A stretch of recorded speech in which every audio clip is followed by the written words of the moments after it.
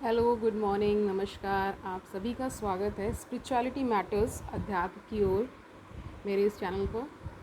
I hope सब अच्छा कर रहे होंगे अपनी लाइफ में, अष्टावक्र गीता ज्ञान का आनंद ले रहे होंगे, उससे बहुत कुछ सीख रहे होंगे और अपने जीवन में कहीं ना कहीं इसको इम्प्लीमेंट भी कर रहे होंगे। आज हम 3 सूत्र ले रहे हैं अध्याय 2 के 13, 14 एंड 15। और कोशिश ये करिए कि एक दिनचर्या बना लीजिए। मतलब जैसे बाकी सब कामों के लिए आपके पास समय होगा, तो उसके लिए भी समय निकालिए। एटलीस्ट 15 to 20 मिनट्स सफिशेंट होगा। तो शुरू करते।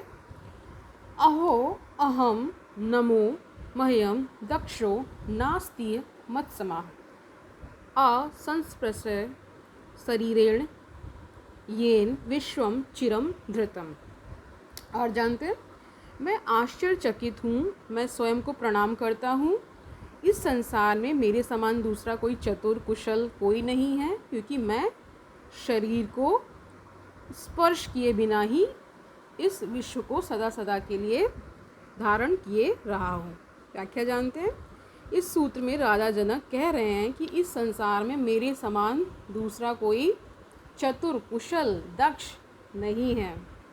अर्थात इस आत्म तत्व की बहुत निपुणता है कि यह असंग होकर भी बिना किसी शरीर को स्पर्श किए इस सृष्टि को सदा सदा धारण किए रहा है। इसका अर्थ यह है कि यह जगत आत्म तत्व के बिना किस प्रकार रह सकता है। तो वो एक तरह से क्वेश्चन पुटअप कर रहे हैं कि आत्म तत्व के बिना कैसे ये संसार रह सकता है, ये कह रहे हैं। उसी क्षण शरीर को मृत घोषित कर दिया जाता है। यह आत्मा ही है जो सभी शरीरों में व्याप्त है। ये अनंत शरीर इसी एक आत्मा के द्वारा धारण किए हुए है। यही कारण है कि यह आत्मा व्यक्तिगत नहीं है बल्कि विश्वव्यापी है। आत्मा क्या है? विश्वव्यापी है। यही विश्व कह रहे हैं कि मतलब कहीं ना कहीं वो उनके जो ज्ञान चक्षु हैं, यानी जो जिनके द्वारा ज्ञान मतलब आप देख पा रहे होंगे कि एक एक सूत्र में उन्होंने क्लैरिटी के साथ कहा है कि जब जब उन्हें ज्ञान या बोध प्राप्त हो रहा है तो सारे उनके अंधकार नष्ट होते चले जा रहे हैं। ये वो हर एक सूत्र में कह रहे हैं।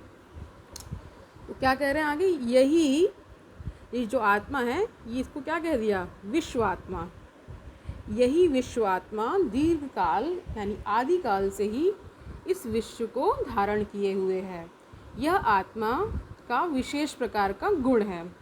वह स्वयं करता नहीं है, लेकिन उसके गुणों के कह रहे हैं कि वो करता नहीं है। ये पहले भी हमने देखा था कि आत्मा करता नहीं है, वो साक्षी भाव में रहती है। तो क्या कह रहे हैं आगे? वह स्वयं करता नहीं है, लेकिन उसके गुणों से स्वाभाविक क्रिया अपने आप हो रही है। जिस प्रकार चुंबक लोहे को क्या करता है? कह रहे हैं जिस प्रकार चुंबक लोहे को स्वयं प्रयास करके अपनी तरफ नहीं खींचता, विद्युत प्रयत्न करके या स्वयं की इच्छा से प्रकाश नहीं फैलाता, सूर्य अपनी इच्छा से ताप और प्रकाश नहीं देता, गुरुत्वाकर्षण किसी की आज्ञा पालन करते हुए पदार्थों को अपनी तरफ नहीं खींचता, मेघ एवं वर्षा किसी के आदेश की प्रतीक्षा करके पानी नहीं बरसाते, अग्नि किसी की आज्ञा से नहीं जलाती। ये सब उनके स्वाभाविक गुण धर्म है। तो उन्होंने क्या बताया कि ये सारी जो जैसे कि बिजली है, अग्नि है, ये सब क्या है? इनका स्वभाव है। तो वो स्वभाव का वर्णन कर रहे हैं कि कह रहे हैं कि जैसे चुंबक है, वो अपने आप उसका स्वभाव है कि वो लोहे को खींचता है। अग्नि का क्या है? शमन करती है, जलाती है। और क्या कह रहे हैं? मेघ अपने आप बरसते हैं, उनको कोई आदेश नहीं देता है। ये उनके क्या हैं? स्वाभाविक गुण धर्म है, जिनसे संपूर्ण क्रियाएं अपने आप ही होती रहती हैं। इसी प्रकार यह आत्म तत्व संसार को धारण किए हुए है, उसकी इच्छा से नहीं बल्कि स्वयं के स्वाभाविक गुणों के आधार पर ये सब चीज़ें हो रही हैं। यह कितनी बड़ी वास्तविकता है जो राजा जनक ने प्रकट की। जो मनुष्य सभी कार्य परमात्मा की इच्छा द्वारा किया हुआ मानते हैं, अर्थात जो यह समझते हैं कि जो भी हो रहा है वह सब भगवान की मर्जी है, वही करने वाला है, करता है, उन्हें इससे बड़ी निराशा होगी। विज्ञान का आधार भी यही विचारधारा है। यह कथन धार्मिक आस्था ही नहीं, वैज्ञानिक सत्य है। ठीक है, ये बता रहे हैं कि ये वैज्ञानिक सत्य है। साइंटिफिक जो टेम्परामेंट के लोग होंगे ये जानते होंगे कि चाहे वो ग्रेविटेशन हो, चाहे वो आपका जितने भी इन्होंने चीज़ें बताई, वो सारे जो लॉज हैं वो मतलब यूनिवर्सली एप्लीकेबल होते हैं, कुछ एक्सेप्शंस को छोड़कर। तो आगे बढ़ते हैं। 14th, अहो अहम नमो मयम यश में नास्ति किंचन अथवा यश में सर्वम यद्वांग मनस गोचरम। और जानते आश्चर्य रूप मैं स्वयं को, उस स्वयं को मैं प्रणाम करता हूँ जिसका अपना कुछ नहीं है या फिर सब कुछ उसी का है। जहाँ तक मन पहुँचता है वाणी पहुँचती, अर्थात नाम रूपात्मक जो कुछ भी है। की व्याख्या जानते हैं। इस सूत्र में राजा जनक आत्मा के संबंध में बतला रहे हैं कि मैं आत्म रूप हूँ, इसलिए मेरा कुछ भी नहीं है। मेरा वही होता है जिसे मैंने अपने अधिकृत करके रखा हो, जिस किसी पर अपना स्वामित्व कर रखा हो। आत्मा ने किसी को अधिकृत नहीं करके रखा है, किसी को अपना गुलाम नहीं बनाकर रखा है। वह संग रहित है, यानी असंग है, कर्ता तथा भोक्ता भाव से स्वतंत्र है, सभी को पता है। यही कारण है कि आत्मा हेतु मेरा नहीं है, कोई उसका कोई अपना मेरा नहीं है, मतलब आत्मा का कोई अपना मेरा नहीं है। वह तो केवल दृष्टा है, साक्षी है, उसकी उपस्थिति में ही सब कुछ होता है। साथ ही साथ राजा जनक यह भी कहते हैं कि सब कुछ मेरा है, अर्थात सब कुछ आत्मा का ही है।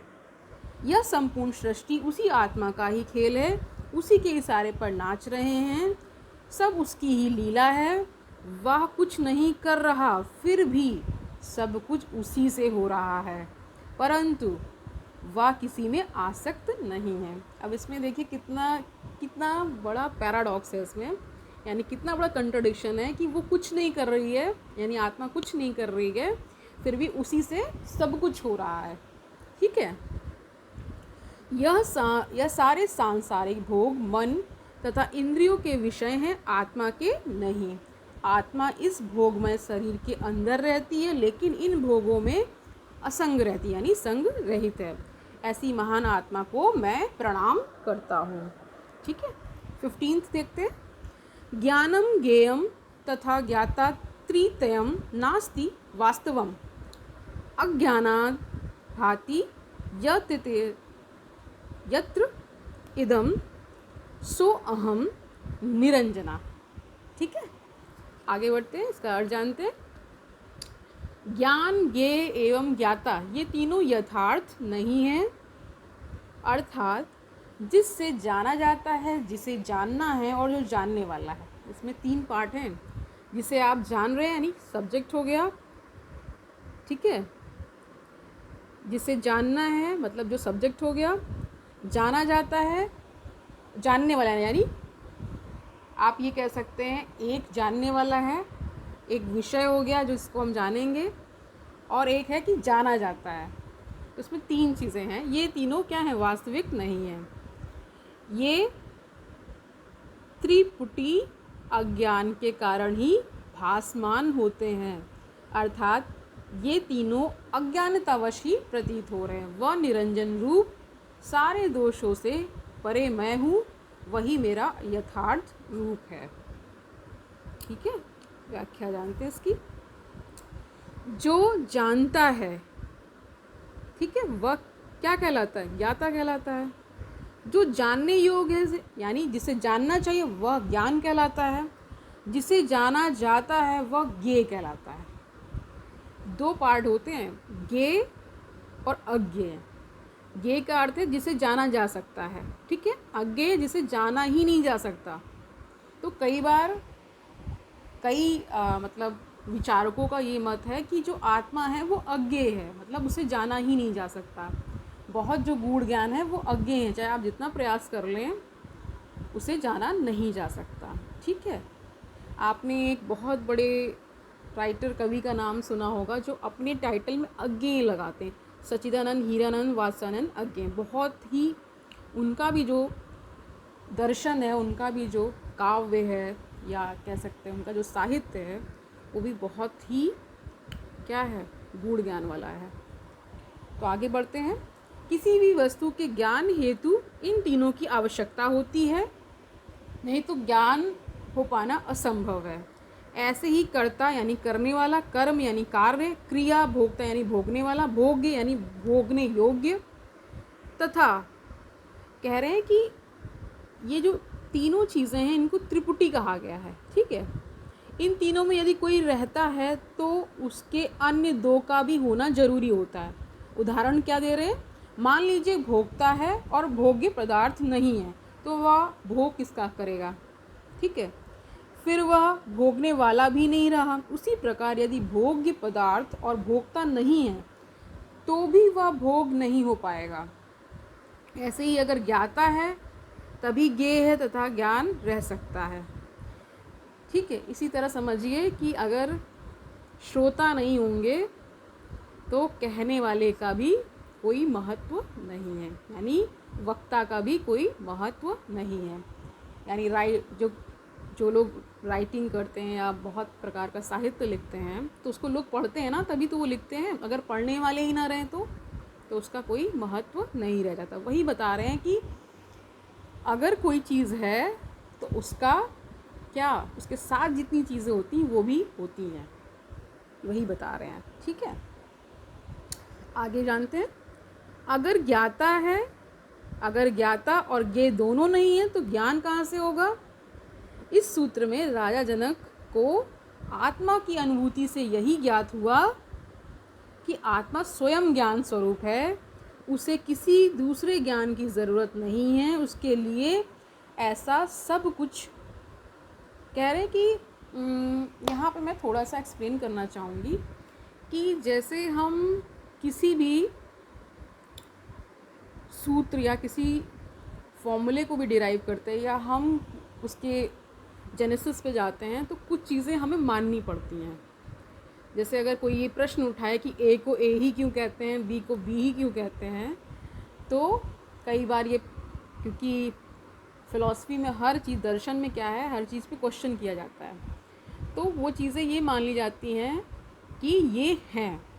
तो वैसे ही आत्मा के संबंध में कहा जाता है कि ये है, और उसके बाद बाकी सारी चीज़ें उससे निकलती हैं। तो वही समझा रहे हैं कि उसके लिए ऐसा कुछ नहीं है जो उसके जानने योग्य हो।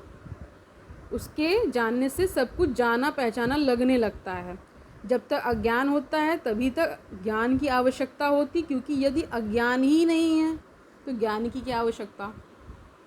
अगर आपको अज्ञान नहीं है तो फिर ज्ञान की क्या आवश्यकता, ये बता रहे हैं। मैं स्वयं आत्मा हूँ, ज्ञान स्वरूप हूँ, अतएव मुझे किसी भी ज्ञान की आवश्यकता नहीं है। अर्थात आत्मा के लिए ये तीनों यथार्थ नहीं हैं। कौन कौन से, ज्ञान, ज्ञाता और ज्ञेय। ज्ञेय मतलब जो जाना जाता है, जिसे जाना मतलब एक होता है कि जिसे आप जान सकते हैं, एक होता है जिसे आप नहीं जान सकते, वही ज्ञेय और अज्ञेय का है। तो इन तीनों का तभी तक आभास होता है जब तक अज्ञान है। ज्ञानी जनों के लिए ये तीनों मिथ्या हैं। जिन मनुष्यों के पास ज्ञान नहीं होता, अर्थात जो अज्ञानी होते हैं, उन्हें ही ज्ञान की आवश्यकता होती है। यदि उसे ज्ञान चाहिए तो जिसका ज्ञान करना है उस वस्तु का भी होना आवश्यक है। फिर ज्ञान पाने के लिए क्रिया भी करनी पड़ेगी। आत्मा तो स्वयं ज्ञान है, इसलिए संसार के सभी ज्ञानों का ज्ञान है।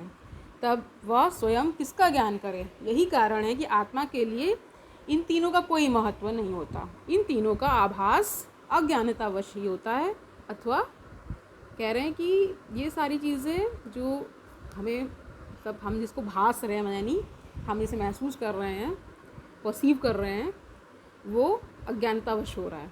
जिसको ज्ञान हो जाएगा उसको ये सब कुछ भी नहीं होता है।